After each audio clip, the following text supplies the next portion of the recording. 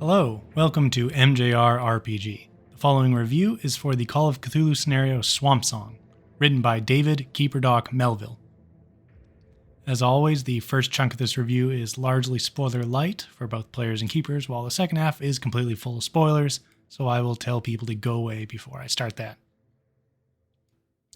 In short, Swamp Song is an investigation-heavy single-session scenario that makes full use of its setting and ambiance, and is well suited to ongoing or one-shot play, though it may benefit from having its teeth sharpened a little bit. Swamp Song is a classic-style scenario set in the 1920s French Quarter of New Orleans during a massive summer storm, and tasks the investigators with hunting down a missing friend. The search should take only a single session without embellishments, and takes the form of an almost The Hangover-esque caper, as the party retraces their friend's escapades of the night before. It is very investigation-focused, letting the players work their way freeform style through locations and social interactions. The scenario makes full use of its setting. Every character and location is seeped in the French Quarter, letting investigators visit places from smoky absinthe clubs to subterranean canals used for prohibition skirting smuggling, and meet colorful NPCs like an eccentric faux French occultist bookstore owner or top-of-their-game jazz pianists. There are lots of asides and information boxes that explain some little eccentricities of 1920s New Orleans for added context. Add in the document itself having a very thematic production style with plentiful period pictures, and keepers shouldn't have any problem getting into the right groove. The downloadable file is 44 pages, with the main text taking up 22 pages, 3 pages for stats, tomes, and spells, 4 pages of handouts, 11 pages for 5 pre-generated investigators, and the remaining 5 pages for front and back covers and copyright information. The layout and production is fantastic, as always, courtesy of the Miskatonic Repository's resident design polymath, Alex Gillot, and with every page being just a delight to look at and easy to read thanks to clean and varied formatting. Character art for NPCs and pregens by Giacomo Mascalani, probably butchered that pronunciation, I'm very sorry, is stylized and cartoony without being silly, and the accentuated character traits give players easy references to remember.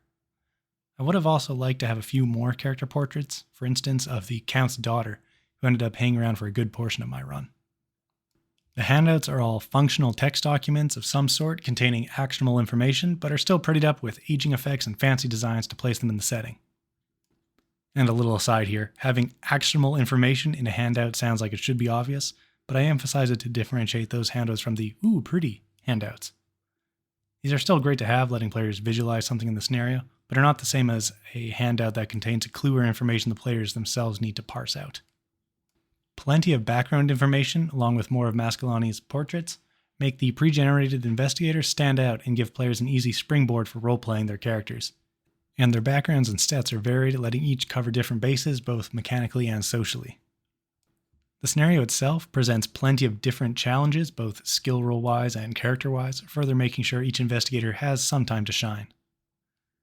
Without getting into spoilers, the scenario structure is also very neatly laid out.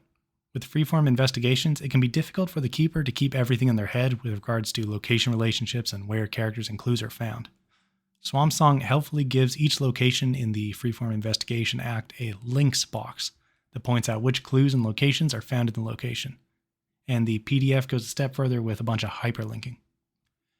This is a slimmer version of what the MAW does, with its full-page setting and key information summaries for each location, and this slimmer version works very well with the lighter page count of Swamp Song. I really love this trend and highly encourage it in any scenario of this type. It really helps just getting everything all laid out. Overall, Swamp Song makes a great use of its New Orleans setting to tell a classic Call of Cthulhu tale that gives players freedom in their investigations, and thanks to well-considered writing and layout, is a very smooth read and run for keepers. Well recommended to any players or keepers looking for a unique 1920 setting, or just want a solid investigative scenario. Swamp Song can be found on DriveThruRPG individually, or as part of the Bayou bundle, along with other New Orleans/Louisiana-based scenarios. Following is the big ol' spoiler section. If you're wanting to play the scenario or just don't want to know what happens, I would suggest stopping here. Swamp Song is fairly easy to run thanks to plenty of keeper advice and a well-structured layout linking locations together. The bulk of the scenario is freeform investigation leading to a final confrontation. So for most of the session, the keeper should mostly be content with giving players information, then sitting back and letting them work out where to go next. The final confrontation is all but guaranteed to involve combat, and this is the one part of the scenario that may need some tweaking to work for most groups. The scenario opens with the party arriving in New Orleans on the invitation of the author to a symposium the following day. The author's identity is left up to the keeper, though the text leans heavily towards the author being Jackson Elias of Masks of Nyarlathotep fame. But the party finds both the author and their supposed host, the Count, missing. They learn that the two attended an odd operetta the day before, but haven't been seen since. And we are off to the races. The party tracks down their missing friend and host through the French Quarter through a series of connected locations and individuals. Not all are strictly necessary to find the final location, and in particular, my group did not pursue a lead with a certain occultic bookstore owner, though they were constantly planning to go visit her next, right up until they stumbled into an ending. If they had pursued that lead, they would have found a mythos tome that would have been very helpful in the final confrontation. There aren't any real dead ends, with each location and character giving pointers to another, but even if players do get stumped, there are plenty of ways to get them back on track. The cast of NPCs are largely all willing to help out, clues can be shifted around to appear in front of the group, the growing storm can physically funnel them towards the next location, or the author himself could appear having escaped his predicament to enlist the help of the party. Or, of course, a good old-fashioned idea roll is always available. The text also gives plenty of advice and suggestions throughout. There's not really a lot of places you can get stuck. After tracking down the missing author to a graveyard, they discover their friend trapped and possibly unconscious along with a dozen other audience members of the previous night's operetta. And soon enough, the conductor of the operetta, possessed by a horrific entity, awakens to feast on his victims and the party.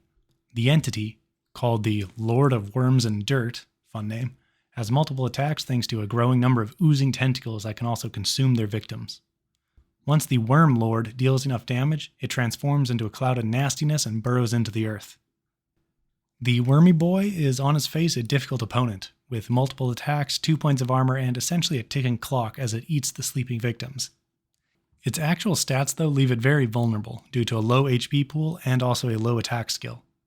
In a one-shot setting that allows luck spending, it will struggle to hit its opponents, and most of the pre-generated investigators have competitive dodge skills. And in a campaign game, it would likely be facing armed opponents. Even with just the pre-gens, one is armed with a pistol capable of 3 shots a turn at d8 damage each. This means that the player could potentially kill our worm friend in a single round if they roll well or spend luck for an impale or two. Against a determined party, with the worm man having a lower dex than any of the pre-gens, there's a very good chance it will be dead before it even gets to its turn. There are suggestions in the text for upping the action for Pulp Cthulhu games, but even for a classic session, I think it would be worth buffing the Worm Lord a bit. I would go with a much higher dex, so it'll act before some or all of the investigators, so they get a chance to see what it can do. And there isn't too much risk, as none of its attacks have much possibility of killing an investigator in a single turn anyways. And then doubling its HP and or armor, and giving it at least an extra 10% to its attack skill. Besides beefing up the Worm Lord, there is also plenty of advice and suggestions in the text for tweaking the finale to suit your group. Overall, Swamp Song makes great use of its setting to enrich its classic freeform investigation. Well suited to any group looking for a colorful session, either as part of an ongoing campaign or as a one-shot/convention scenario. Again, Swamp Song can be found on DriveThruRPG individually or as part of the Bayou bundle. Thank you for listening. As always, credit to CryoChamber for use of their album Cthulhu. Until next time, have a good one.